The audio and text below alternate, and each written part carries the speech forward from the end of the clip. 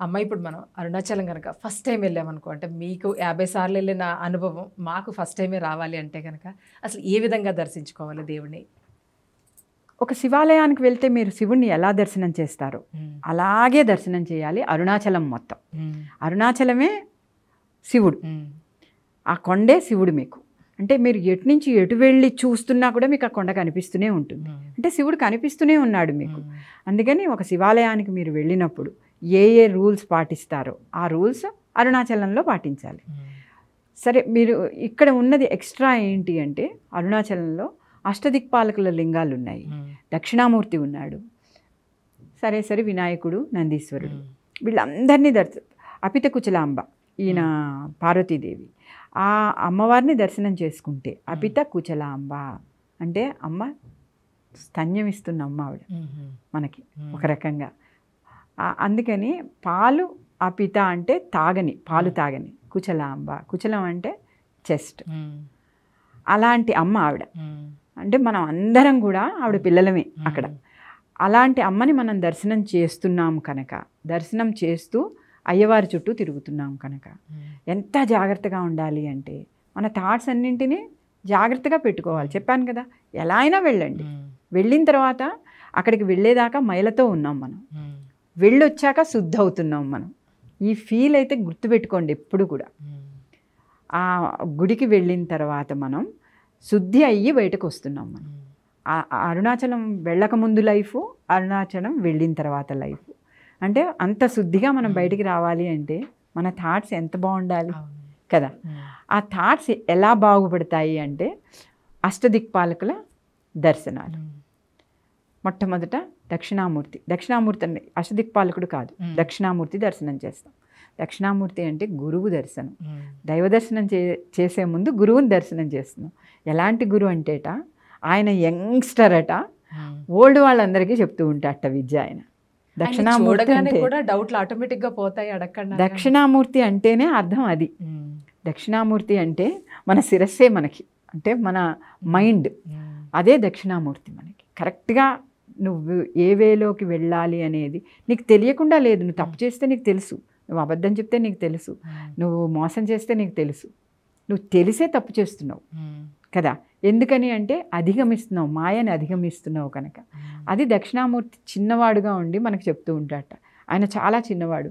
మన మైండ్ ఎంత చిన్నది ఉంటుంది, మన శరీరంలో మన మైండ్ ఎంత చిన్నది కదా, అది మనకి చెప్తూ ఉంటుంది. అది అలా భావించమంటారు. దక్షిణామూర్తి విషయానికి వచ్చేటప్పటికి నా బ్రెయిన్ దక్షిణామూర్తి, అది ఏం చెప్తోందో చాలా శ్రద్ధగా విను అని చెప్పటానికి అరుణాచలం యొక్క దక్షిణామూర్తిని దర్శనం చేయాలి మనం. సరే, దర్శనం చేసుకున్నాం. వినాయకుడికి దర్శనం చేసుకోవాలి ప్రారంభం. ఆయన్ని దర్శించుకున్న తర్వాత అష్టదిక్పాలకుల్ని చూసుకుంటూ వాళ్ళకి పూజలు చేసుకుంటూ గిరి ప్రదక్షిణ చేస్తాము. కుడి పక్కన చెప్పాను కదా, దేవతలు, మహానుభావులందరూ తిరుగుతూ ఉంటారు. అందుకని వాళ్ళకి మనం అడ్డం వెళ్ళకూడదు కనుక ఆ మైండ్లో ఆ థాట్ కూడా ఉండాలి. ఇష్టం వచ్చినట్టు రోడ్ల మీద పరిగెడుతూ ఉంటాం మనం అక్కడ. అంటే పరిగెత్తద్దు అని చెప్పడమే ఆ ఉద్దేశ్యం కూడా.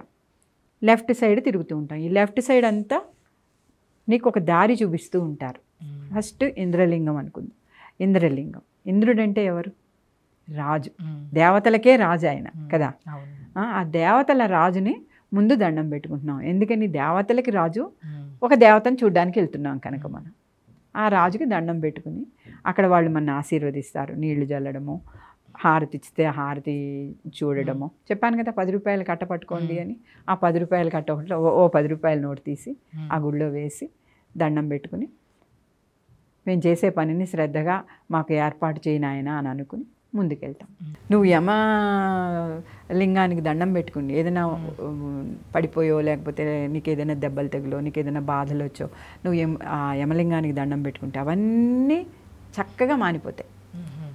మానిపోయాక తీసుకెడతాడు, అంతేకాని అవి ఉండంగా తీసుకుపోడు నిన్న. ఎందుకంటే పువ్వులా మనం వచ్చాం కనుక మళ్ళీ పువ్వులా రావాలి అనేది ఆయన తత్వం. ఆ తత్వంలోనే ఆయన నిన్ను జాగ్రత్తగా చూసుకుంటూ ఉంటాడు. ఎప్పుడంటే భయపడక్కర్లేదు, మనం దండం పెట్టుకుంటూ ఉండడమే, ఆయన జాగ్రత్తగా తీసుకుపోనాను నువ్వని. అది అలా. నైరుతి కావ్యకంఠ గణపతి అక్కడే రాశారు ఆయన ఇదంతా. రమణ మహర్షి గురించి. అలాంటి తత్వం ఉన్న గుడి అది. అక్కడికి వెళ్ళి 2 నిమిషాలు నువ్వు హాయిగా మాట్లాడుకుంటే కవిత చెప్పగలవు, మాట్లాడగలవు, అందంగా మాట్లాడగలవు. ఇప్పుడు నేను 21 ప్రదక్షిణలు చేశాను కనుక మీతో ఈ మాత్రం మాట్లాడుతున్నాను. లేకపోతే ఇలా ఉండదు కదా. కోపాలు ఉంటాయి, దుఃఖాలు ఉంటాయి, భయాలు ఉంటాయి, బాధలు ఉంటాయి, ఎమోషన్స్లో ఉంటాం. అది కొంచెం తగ్గుతుంది. ఇప్పుడు మొత్తం తగ్గిందని చెప్పను, ఎందుకంటే ఇప్పుడు కూడా నాకు కోపం వస్తుంది, ఏం తగ్గలేదు. అలా కొంచెం దాన్ని బ్యాలెన్స్ చేసుకోగలుగుతాం. అది మనకి నైరుతి. కొంచెం లెఫ్ట్కి వెళ్ళాలి, కొద్దిగా లోపలికి వెళ్ళాలి. లోపలికి వెళ్ళిన తర్వాత ఆయనకి దండం పెట్టుకున్నాను. కావ్యకంఠ గణపతి తపస్సు చేసిన చోటు అది.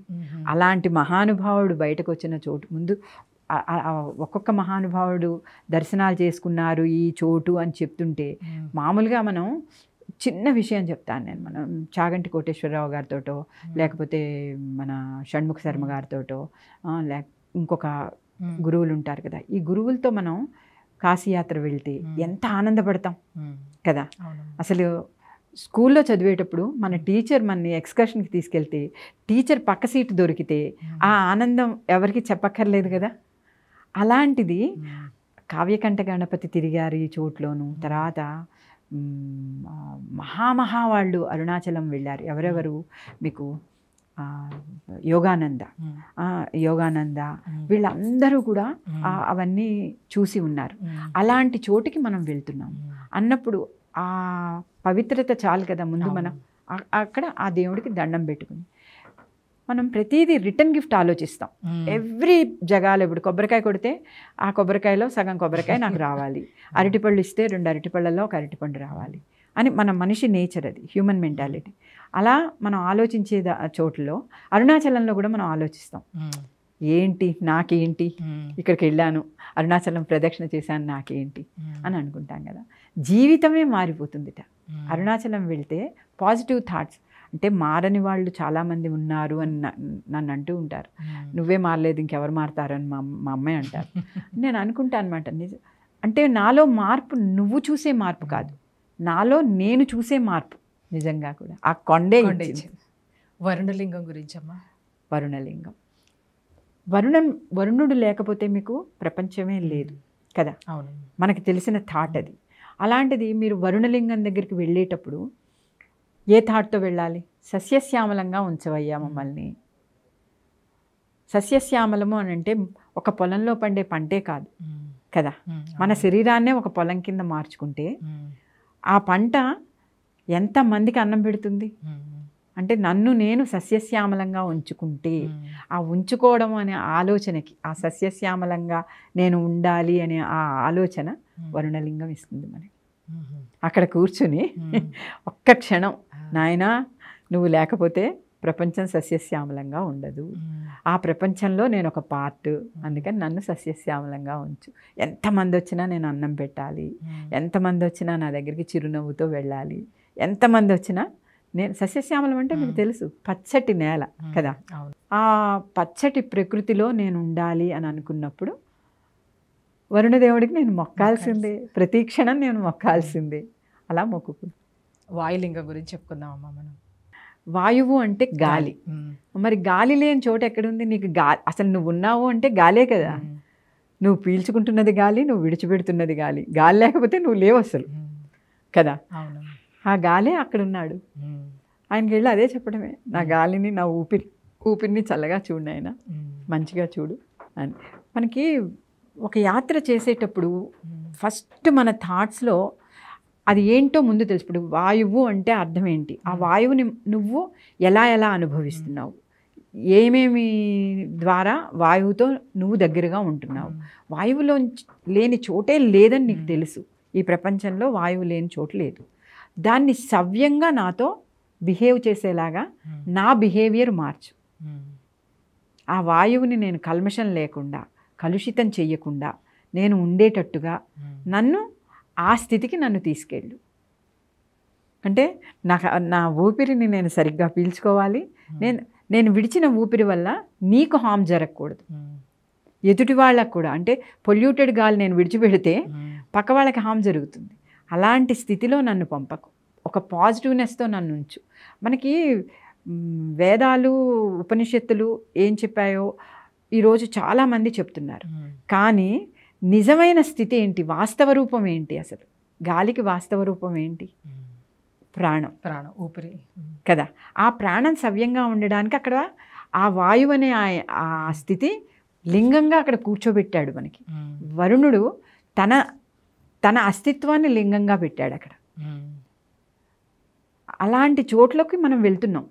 అష్టదిక్పాలకులు వాళ్ళ అస్తిత్వాన్ని అక్కడ లింగ రూపాలుగా ఇది చేసిన చోట్లో మనం తిరుగుతున్నాము అంటే ఎంతటి అదృష్టవంతులమమ్మా అసలు మనం.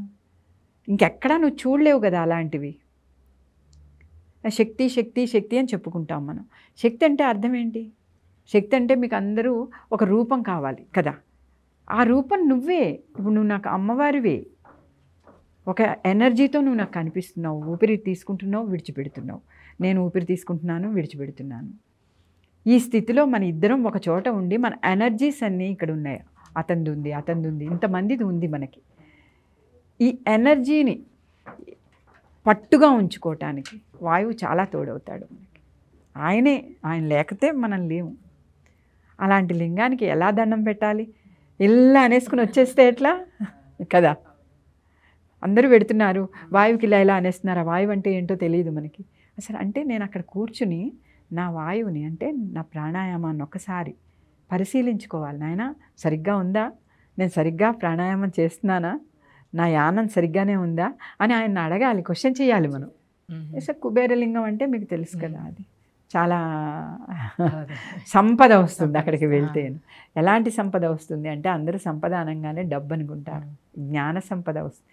ఈ మొత్తం అరుణాచలం అంతా కూడా జ్ఞానానికి సంబంధించింది. మొత్తం అరుణాచలంలో మీరు ఏది చేసినా సరే, ఏ పనైనా సరే మన జ్ఞానం పెంపొందించే చోటు అది. ఆ జ్ఞానము అంటే అది సంపదే. మరి ఆ జ్ఞానం ఒక పెద్ద సంపద. అది ఉందనుకో ఎన్ని పనులైనా చేయగలం, ఏదైనా ధైర్యం వస్తుంది అక్కడికి వెడితే.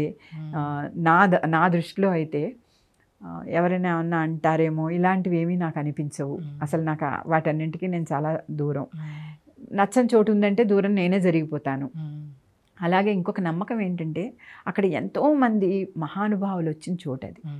స్వామి రామ, తర్వాత రమణ మహర్షి గారి దగ్గరికి వెళ్ళిన వాళ్ళు, యోగానంద, ఇలాంటి మహా గురువులందరూ. నాది యోగానంద క్రియాయోగా అంటే యోగానంద, హరిహరానంద యోగా అవి నేను చేస్తూ ఉంటాను.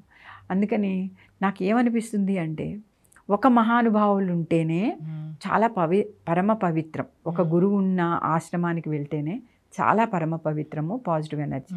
అలాంటిది అనేక మంది గురువులు, అనేక మంది దేవతలు, అనేక మంది మునులు ఈ రోజు కూడా ఎంతోమంది గొప్ప వాళ్ళందరూ ఆ ప్లేస్కి వెళ్తూ ఉంటారు. ఈశాన్యలింగం శివుడు.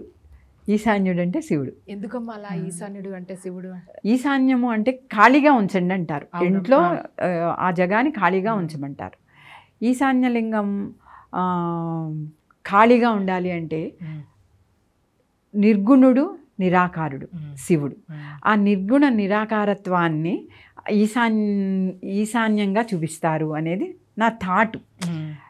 నేను చెప్తున్నాను కదా, చదివి నేర్చుకున్నవి ఏమీ లేవు.